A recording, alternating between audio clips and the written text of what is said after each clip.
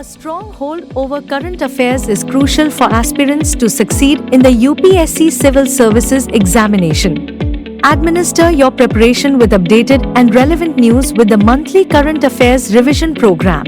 Starting from 20th September at 5 p.m., the 60 dedicated classes offer detailed topic-wise coverage of important news compiled through authentic sources such as The Hindu, Indian Express, PIB, Yojana among others. Enhance your knowledge with up-to-date contextual understanding of all current affairs, expert support through personal mentoring, assessment through MCQs and mains-oriented questions, doubt-clearing sessions, student portal access.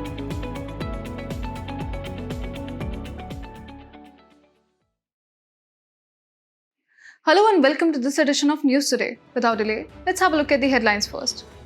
100 years of the discovery of the Harappan Civilization. Mineral Security Partnership launched Mineral Security Partnership Finance Network. 6 years of Ayushman Bharat Pradhan Mantri Jan Arogya Yojana. RBI study titled Priority Sector Lending, the Indian Experience released. Going Digital for Non-Communicable Diseases, the Case for Action published. The Union Ministry of Commerce and Industry approved SPICE scheme. In our first news, a century since the remarkable discovery of one of the world's oldest urban civilizations, the Harappan Civilization has been marked. It was on September 20, 1924 that Sir John Marshall, then Director General of the Archaeological Survey of India, made a groundbreaking announcement: the discovery of what he termed the civilization of the Indus Valley. This discovery was made possible by the efforts of two key ASI archaeologists. They are Ram Sahni, ASI's first Indian Director General, who excavated Harappa, and Rakhal Das Banerjee, credited with the excavation of Mohenjo-daro. Their work uncovered the Harappan civilization that spanned across more than 2,000 sites in what are now India, Pakistan, and Afghanistan. Most of these sites are found located between the Indus and the Saraswati river basins. It included 5 major cities: Rakhigadi, Mohenjo-daro, Harappa, Dholavira, and Ganveriwala. The Harappan civilization, with its vast reach, stretched from Daimabad in Maharashtra in the southernmost, to Alamgirpur in Uttar Pradesh in the easternmost, Sudgange Indore in Pakistan in the westernmost, and Manda in Jammu in the northernmost. Historians classify the civilization into 3 phases. The early phase from 6000 BCE to 2600 BCE, the mature phase between 2600 BCE and 1900 BCE, and the late phase from 1900 BCE to 1300 BCE. Even 100 years after its discovery, the Harappan civilization continues to fascinate and reveal new information. The recent excavations at Parta Bait in Kutch, Gujarat have unearthed a 5,200-year-old Harappan settlement, providing more insight into the early roots of this civilization. DNA analysis of skeletons found at Rakhigadi has revealed that the DNA of the Harappans has persisted to this day, with the majority of the South Asian population appearing to be their descendants. And through trade and cultural exchanges, Harappans shared genes with distant populations, though only in small amounts. One of the most striking aspects of the Harappan civilization is its town planning. The cities were meticulously planned, featuring citadels, large communal baths like the Great Bath of Mohenjo-daro, widespread use of burnt bricks, and the carefully planned drainage system. Their technological advancements were no less impressive. Harappans excelled in crafts like micro-drilling, bead making, shell cutting, and metal working. They were also known for their seal-making pottery, standardized weights, and terracotta toys. Findings from sites like Chanhudaro provide clear evidence of their craftsmanship. A significant mystery remains, though, the Indus script. Though fully developed, the script has yet to be deciphered, leaving much about their language and administrative systems unknown.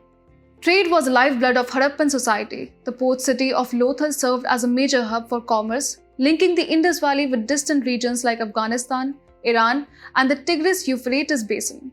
Interestingly, the Mesopotamians referred to the Indus Valley as Meluha, a name often found in their ancient records. In a major step towards securing global mineral supply chains, India and 14 other member nations, including the USA, Australia, Canada, Italy, Japan, and the European Union, have launched the Minerals Security Partnership Finance Network. This initiative aims to drive cooperation and sustainable investment in critical minerals, vital for clean energy technologies, telecommunications, and national security. The MSP Finance Network will promote information exchange and co-financing among participating institutions, advancing secure and diverse supply chains for critical minerals. It will also mobilize private sector capital to support key projects in extraction, processing, recycling, and recovery, ensuring that these minerals are sourced responsibly. But what exactly is the Minerals Security Partnership, or MSP? Launched to catalyze public and private investment in responsible supply chains, the MSP focuses on key minerals crucial for clean energy technologies. These include lithium, cobalt, nickel, manganese, rare earth elements, and copper, essential for electric vehicle batteries, wind turbines, solar panels, and semiconductors. India joined this global partnership in 2023, recognizing the importance of securing these minerals for its growing economy and green energy transition. Now, let's take a look at the significance of critical minerals. Critical minerals like cobalt, nickel, and lithium are important for telecommunication industry, manufacturing of electric vehicle batteries, etc. These are also critical for green technologies like semiconductors, solar panels, and wind turbines. But additionally, key minerals such as bauxite, alumina, silica, etc. are strategic assets to produce armor, weaponry, and other critical military infrastructures. Therefore, prominent for national security and defense. India has already taken several steps to secure its own supply of critical minerals. The Mines and Minerals Development and Regulation Amendment Act 2023 enables mining concessions for 24 critical minerals. Also, India has identified 30 critical minerals essential for self-reliance. Partnerships with countries like Australia for lithium and cobalt and Argentina for lithium reflect India's proactive global strategy. The state-owned Khanij Bidesh India Limited is also on a mission to acquire overseas mineral assets of critical and strategic importance. Today marks the 6-year milestone of one of the most transformative healthcare initiatives in India, the Ayushman Bharat Pradhan Mantri Jan Arogya Yojana, or PMJAY.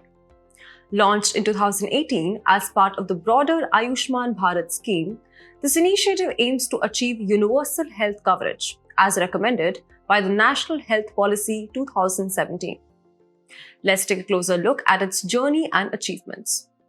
PMJAY is the largest health assurance scheme in the world, providing cashless medical coverage of up to Rs 5 lakhs per family per year. This benefit covers secondary and tertiary care across public and private hospitals. It also includes pre-hospitalization expenses for up to 3 days and post-hospitalization expenses for up to 15 days, ensuring full support from diagnosis to recovery. It is a centrally sponsored scheme under Ministry of Health and Family Welfare. The target: a staggering 12 crore families, or around 55 crore people across the country. And just recently, the government expanded the scheme to cover all senior citizens aged 70 and above. 6 years in, and the numbers tell a remarkable story. Over 35.4 crore Ayushman cards have been issued, with women holding 49% of these cards, showcasing the scheme's contribution to gender equity in healthcare. The program is now operational in 33 states and union territories, providing access to quality healthcare across the nation.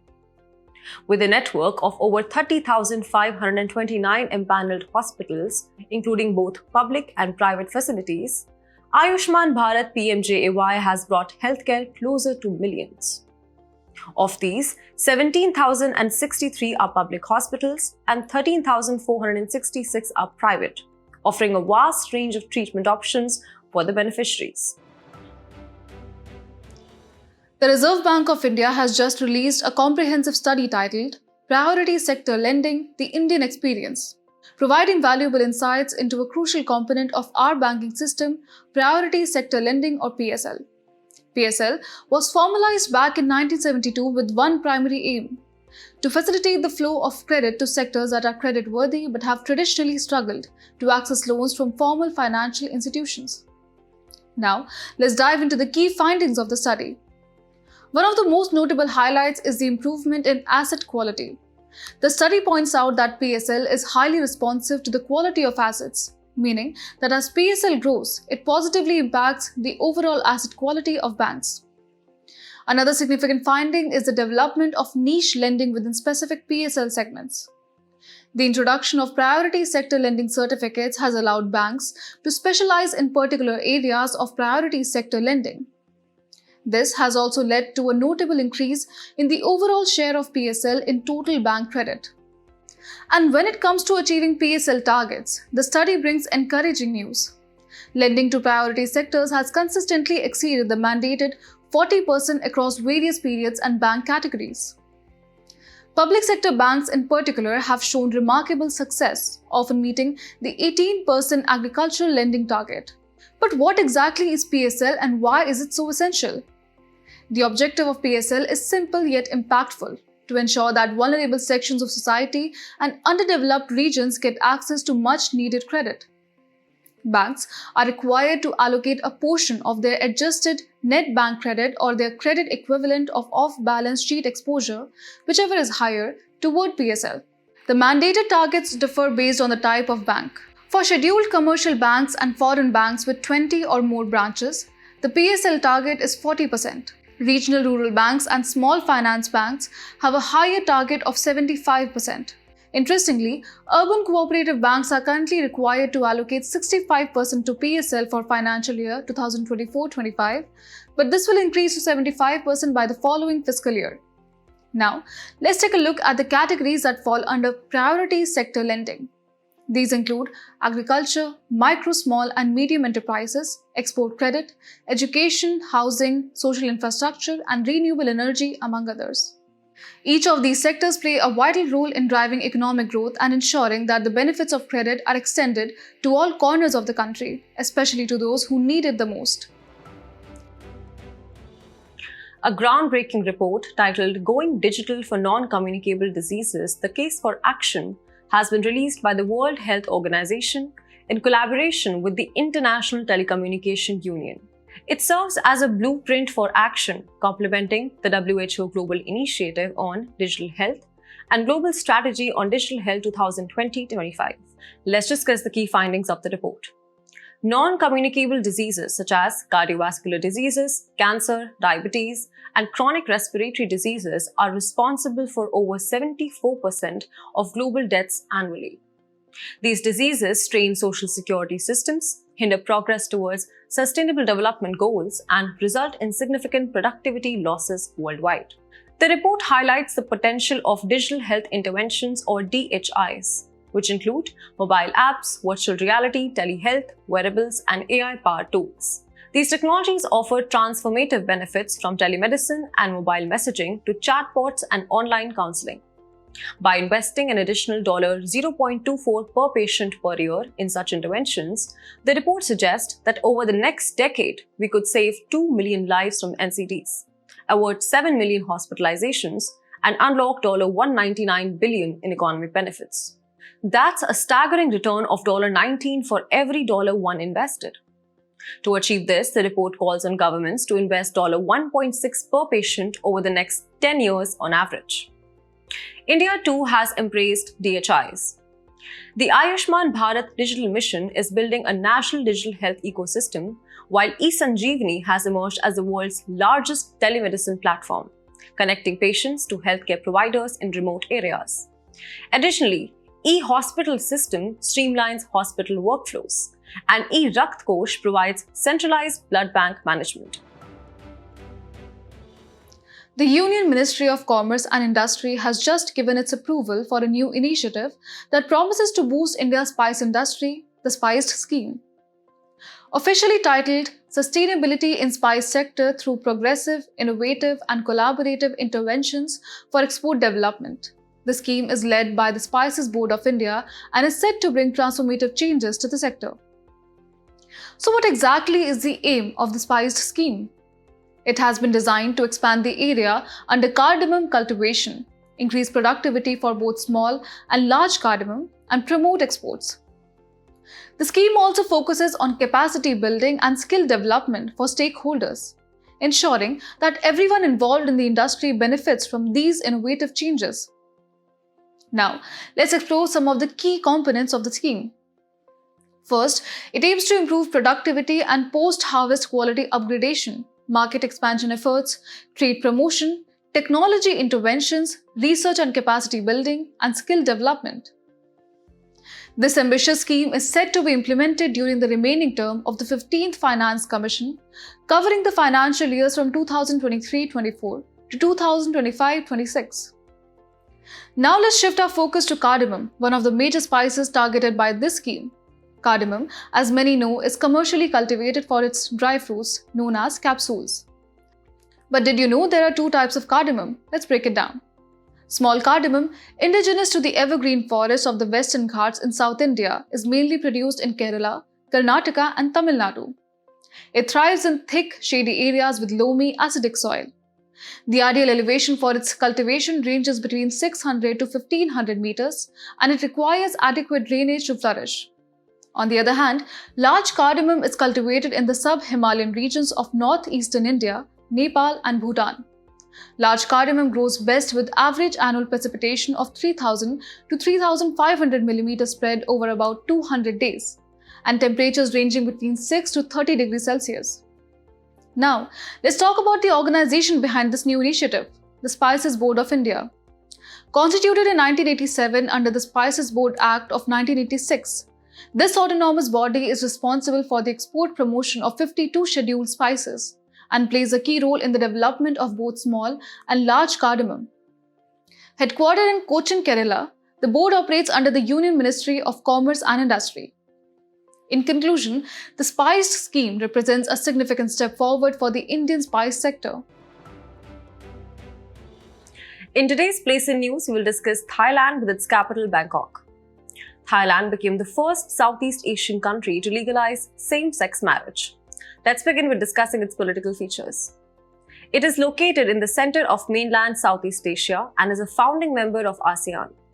Its bordering countries are Myanmar in the west, Laos in north and east, Cambodia in the southeast, and Malaysia in south.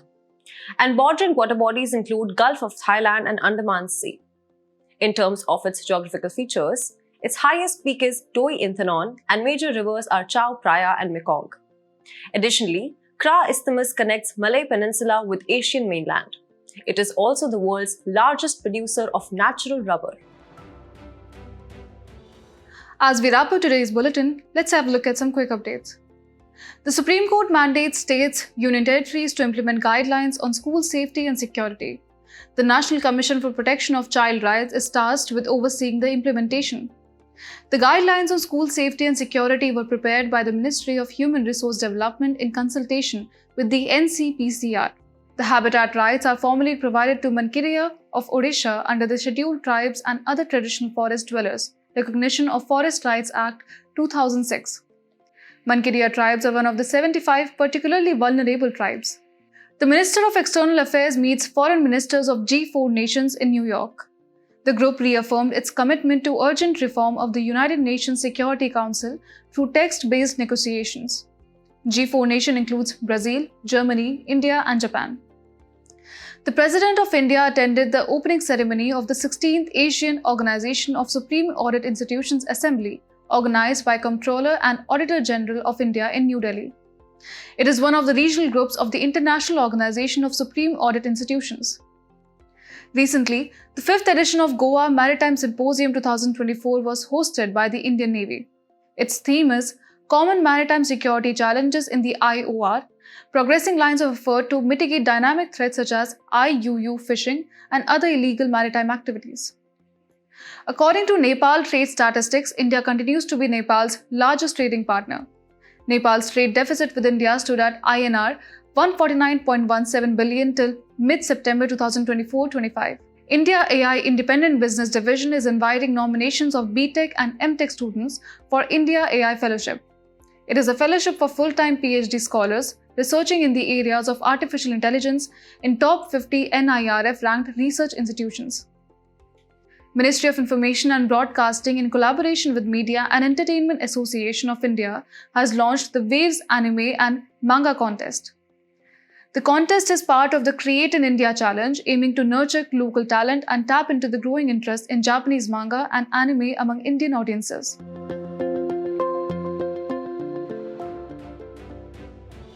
Before we sign off, let's challenge your understanding in today's installment of Test Your Knowledge.